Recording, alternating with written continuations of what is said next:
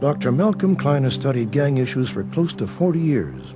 He recently retired as a director of the Social Science Research Institute at the University of Southern California. His book, The American Street Gang, challenges assumptions made by media and law enforcement about gangs and how best to control them. When I started in 1962, there were about 50 cities across the country, cities or suburbs of large cities, that had a gang problem of some sort. By 1970, that had doubled. By 1980, it had doubled it again. And then in the mid-'80s and the 90s, it's just exploded. The most recent national survey done by the National Youth Gang Center lists about 4,000 jurisdictions, cities to small towns and rural areas. Alejandro Alonso is a gang historian and urban geographer who has studied the effect of street gangs on the urban landscape. He also runs a well-respected website devoted to the topic of LA's street gangs. Well, in the early 1960s is when you start to see white residents have already started to migrate out of the central city and into the suburbs and into the valley. So what you have in place is sort of this black club/gang structure that eventually started to conflict with each other. It was into this environment that a young Raymond Lee Washington and his family arrived from Texas. Raymond Washington and a few of his buddies hadn't started up a Crip gang. Somebody else would have started up a something gang, a 59th Street gang, a Watergate gang, a Democrat gang. God knows what it would have been called, but there would have been gang programs started in Los Angeles by the youths who used to be in these clubs, and one of them was the Black Panther Party, which was originally founded in Oakland. LA started a chapter under a guy named Alprentice Carter, also known as Bunchy. And he was a Slauson member, a club that existed in Los Angeles from the 50s throughout the early 60s. So as he became the president of this chapter, it started to get a lot of youths involved in this new movement, Cribs, C-R-I-B-S, which meant the younger generation. Raymond was able to recruit a lot of people to continue cripping in different neighborhoods. Like I say, from the beginning, when we first started, it wasn't but 10, okay? It wasn't nothing but the East Side baby cribs. Then you had your East Side Crips. Then came the West Side and Compton Crips. Okay, at that time, things started really changing, man. Founders of one of the Pyru sets. And when he asked him why, looking for some deep, dark sociological reason in why they had blood, you know, is it for shedding the blood of your enemy or bleeding for your gang? And he said, he just looked at him, shook his head and said, remember, we used to have to buy our rags at the liquor store, and they only sold 2 colors, red and blue, and they already had blue. And it could have been just simply that. Wesley McBride is a sergeant in the L.A. Sheriff's Department's Safe Streets Bureau. He is also president of the National Alliance of Gang Investigators Associations, as well as its California branch. He has been following gang trends for over 25 years. People talk about, well, they didn't get violent until the 80s. Well, I can tell you, I came into this detail in 1972, and it was violent then. The difference is they had junk guns in those days. They didn't have necessarily good guns. Sawed-off shotguns and 22s, 380 tends to be their favorite weapon, and you put a lot of bullets in the air with one of those. Los Angeles boasts the largest sheriff's department in the nation. Every day, gang enforcement teams deploy into the field. Their work a unique combination of enforcement and prevention. Probably out of every 100 houses, 99 of them are just families trying to make a living every single day. And each house has, you know, a couple little kids. And it only takes 1 or 2 houses on every block, the kids that turn into gang members and end up becoming the ones that end up terrorizing the whole community. We like, if you get a youngster who's gangbanging, it's most likely, you know what I'm saying, it's inherited. It's in here before he came. The other thing to understand about Crips, for your viewers, is that there is no Crip gang. There are lots of Crip gangs. Some of them are affiliated with each other and feel an affinity. Some of them don't get along well at all, and there are lots of Crip against Crip violent activities. When you get to the late 1970s, you start to see these rivalries emerge within the Crips, and these rivalries are now, 20 years old, and they're still here today. One of the biggest Crip rivalries in South LA is between the Rolling 60s Crips and the H-Ray Gangster Crips. Get your groove on. Get your groove on. Get your groove on. It's a beautiful night and a glorious time, 'cause everybody partying and ain't nobody buzzing lines. You getting yours, I'm getting mine all the time on the grind, sipping wine in a bathroom, selling dime, finger blowing.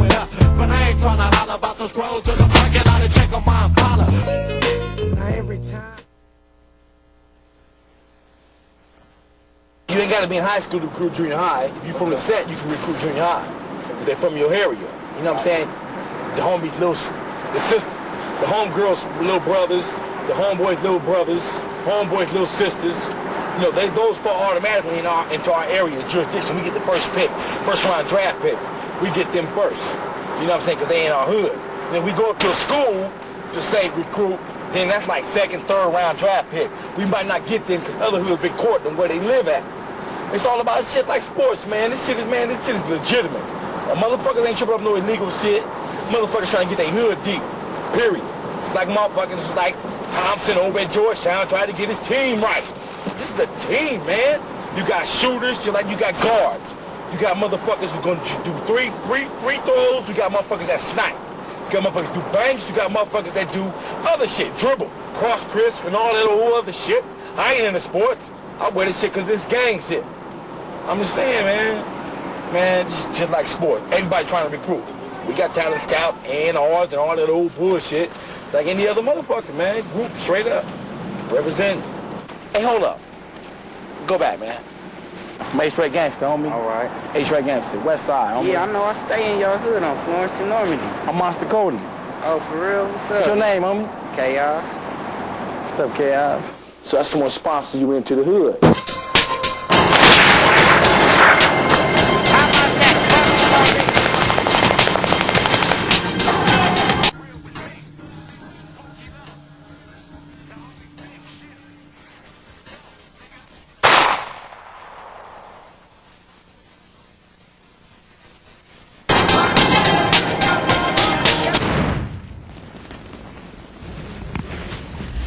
Yeah, I'm DC from West Side Denver Lane, Gangster Blood, 111th Street in Denver. Little nephews, Big Twitty and Lil Twitty, you know what I'm saying? I can throw we got people in Denver, Nebraska, and in St. Louis, you know what I'm saying? It's all over, nationwide. It's just not right here in Inglewood, the West Coast or whatever. It's all nationwide. We got motherfuckers in New York, you know what I'm saying? I was born into this shit, you know what I'm saying? Born and raised, though, dog. You know what I'm saying? I started this shit in 72, though. My moms and pops are still alive today. Dedicated parents. I chose this lifestyle as a gangster. You know what I'm saying? They did everything they can for me. I might have steered off and went the wrong way, but I respect them. That's my first priority, my family, and the gangster lifestyle is my second priority. To our zone.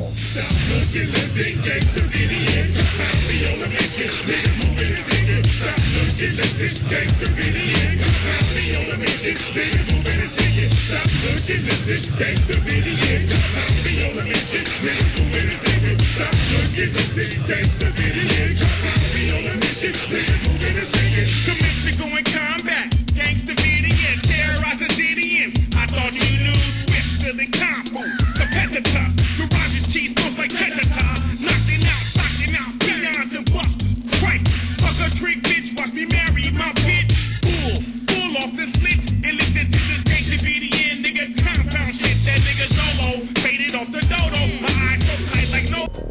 I'ma set this off on count to other nigga nation. It's AKD, cause it ain't Lil Tate. It's a fool who live down Penshaw, West Side, where they who ride and run the fucking show. Just so you know, that's what you get.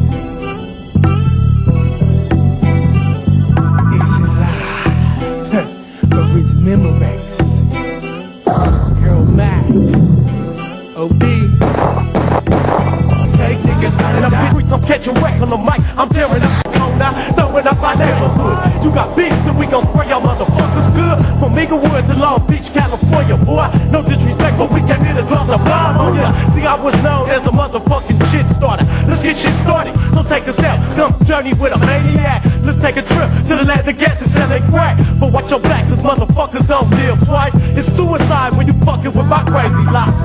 This is my crazy life. So So many ways to come up and so many ways to die. But we just gotta stay high, real high. Gangsters do die and gangsters do multiply. That killer shit, I walked it, I talked it. Crack dealer shit, I sold it, you bought it. Now what the fuck, anybody wanna run up? Crazy life, this is my crazy life. This is my crazy life. Are you real?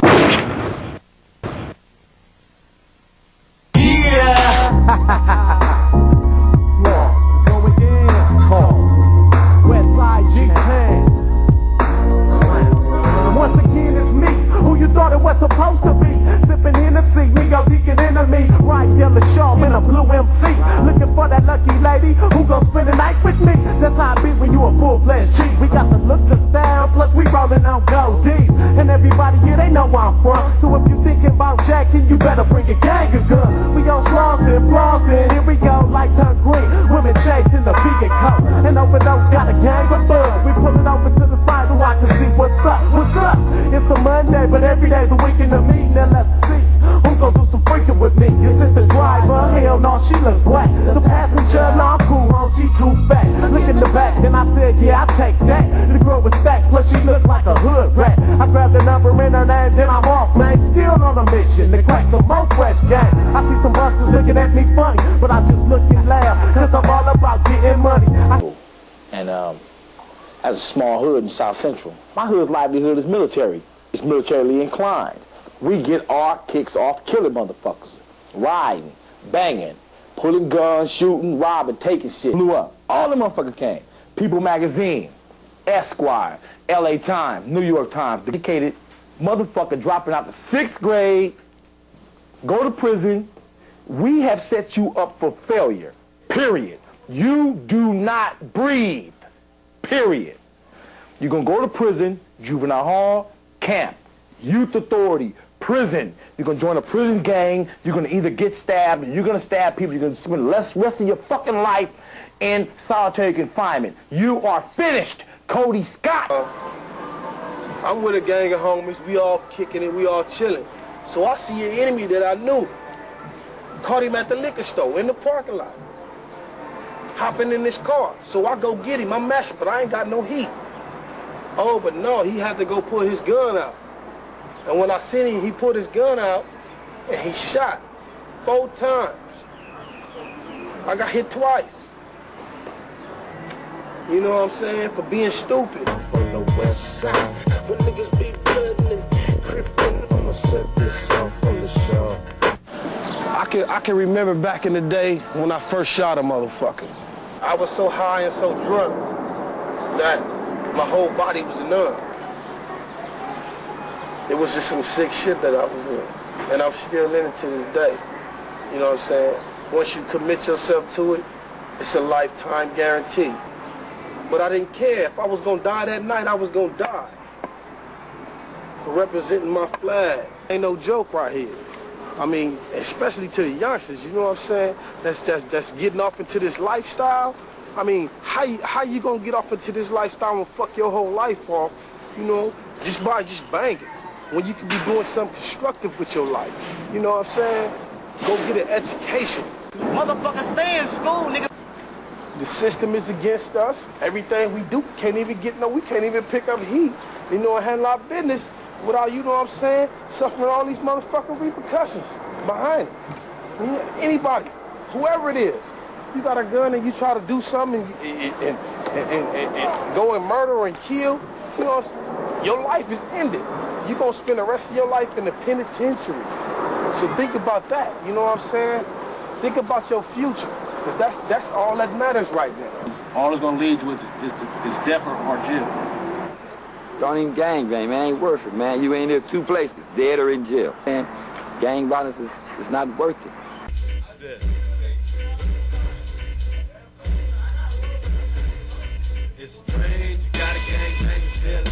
It was 5 years ago, but I remember it like it was yesterday, because time has been standing still for me ever since. Now, I don't know why this guy decided to run out of gas in my neighborhood, because where I come from, that's a gangbanger no-no. Life in these streets is the meaning of code. Watching your back while you ride at night. dread getting caught by a slow light. We got jackets on the prowl for you slippery fools. Red and squeeze, leaving yellow tape blue. Some niggas be strapped and they no-no. And the next thing you know, they in a The number one rule of gangbanging is don't get caught slipping in another nigga's neighborhood. Let me break it down for you. Don't ride the bus in enemy territory because enemies look for you on them buses. Don't visit a girlfriend in enemy territory because if she fuck with you, 9 times out of 10, she got a baby by one of your enemies. And don't run out of gas.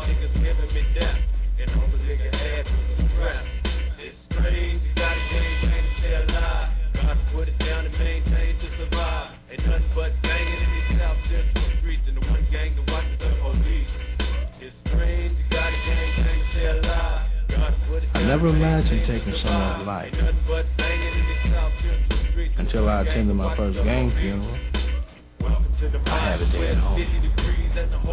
And it was kind of strange because I felt for him like I would my own mother or father. I was sad and angry at the same time.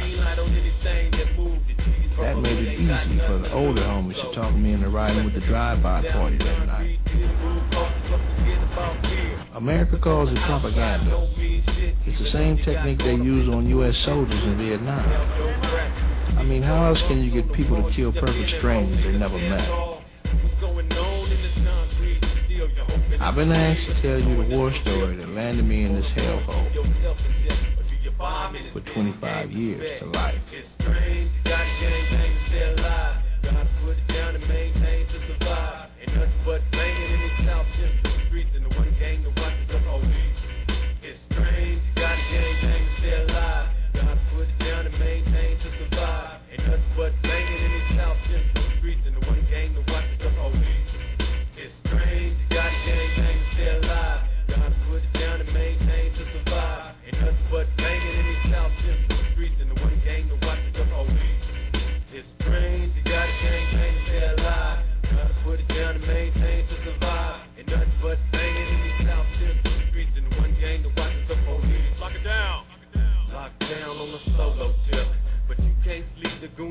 Broke your hip, a brand new charge to add to the list, and Willie Williams got the nerve to be pissed. In my cell I pray, and the Lord knows I try, but how am I gonna sleep in the land of the drive-by? When you're on the street by different laws you live, and sooner or later one got here. It's strange, I wasn't gon' bang no more. My fool's looking in my eyes, visualizing the homo. It ain't going down, too many cops around, but when I saw the police smile, I frowned. They trying to put me in a twist, but it ain't gon' fly. I know a nigga trying to keep them down to ride. My hood, everybody shook.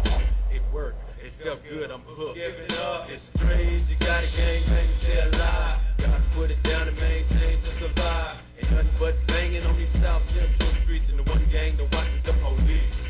It's strange, you gotta gang bang to stay alive. Gotta put it down and maintain to survive. Ain't nothing but banging on these South Central streets, and the one gang. I wasn't sure how to feel when I found out he had a Bible.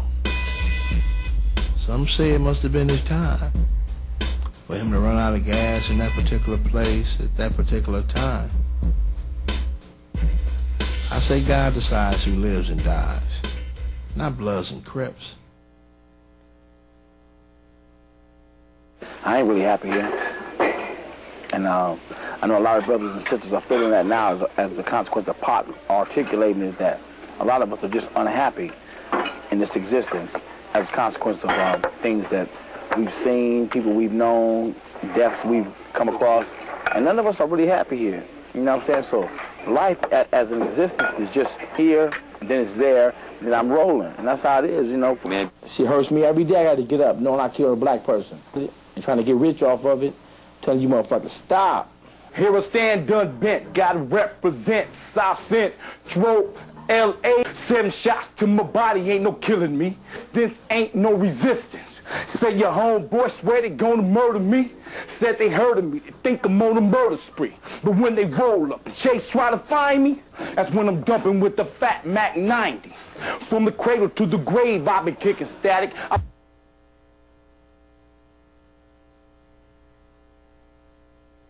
Trying to keep our livelihood right. We ain't got no skills. We ain't got no vocational, technical skills. Motherfuckers thugging. Selling drugs, trying to get up in this music industry. Motherfuckers trying to live. Motherfuckers trying to be like Master P. Trying to be like Suge, Puffy. Regular motherfucker from the street, man. Jermaine Dupri. Ice Cube ain't never been nowhere. He ain't never did no time. He never had to face no motherfucking Mexicans. Except on the mic. And that's real. Don't be following no bullshit. He ain't no gangster. And what I lived is what I'm talking about. To my bullet holes and scars. To my 19, 20 years in prison. YA, camp, juvenile hall, San Quentin, Folsom, Soledad, Corcoran, Pelican Bay, Chino, the whole. Cause bullshit will get you killed. Real shit. And they shot me twice on my back. And my friend, he came and he tried to pick me up. I was laying there, and I could feel my legs just go straight over my head. And I was laying there in the drive-thru. My friend tried to pick me up. By the time I knew I couldn't walk, so I told him to get away. And right today, I can remember him looking at me, and he didn't want to leave me, you know. But I told him to get away. And he left, and then all I can remember is the ambulance and police and everybody coming to get me up, and a lot of people in my face, you know, and stuff. And they transferred me to the jail ward at the jail hospital. I had been in the hospital like 2 days before I already woke up, and 2 homegirls of mine came in to visit me. And they was like watching me up and stuff. And then one of them was like, she went to the other one and started whispering. And then one went to the nurse and asked like, what's wrong with him? And she came back and told the other one, and they was crying. The other one, that I was paralyzed. A lot of stuff went through my head, just my whole life, like, you know, like what mama do. I couldn't see myself going through life in a wheelchair.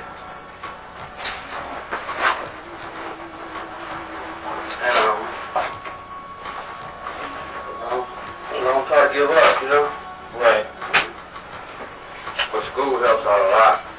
Because usually when you get bored, that's when you get in trouble. There are guys which just fully banging. I mean, they go all out for it, you know what I'm saying? You know, crip till I die, you know what I'm saying? Until I'm 6 feet deep, you know what I'm saying? Really? And they carry guns and will kill you. Like now, I go to swap meets and stuff and bloods. Just because I'm in a wheelchair, they still mad dog me and look at me like, you know what I'm saying? They know I'm a crip, whatever. I mean, and I'd be like, damn, I'm in a wheelchair, you know what I'm saying? But it's still, I mean, because 2 guys in wheelchairs, I mean, what can you know what I'm saying? Right. I mean, we already hurt.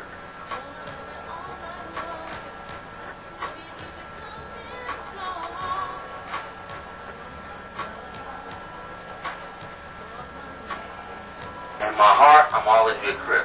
Because now today, when I see a blood, it's still, I still look at him and, you know, see a lot of red and be like, damn, you know what I'm saying? But then again, I know it's me that I'm getting older in age, and my mind is thinking different. Like, a lot of things that was, I mean, it don't make sense to me no more, you know what I'm saying? That's your car there, huh? It's a Mercedes. Yeah, I got about $1,500.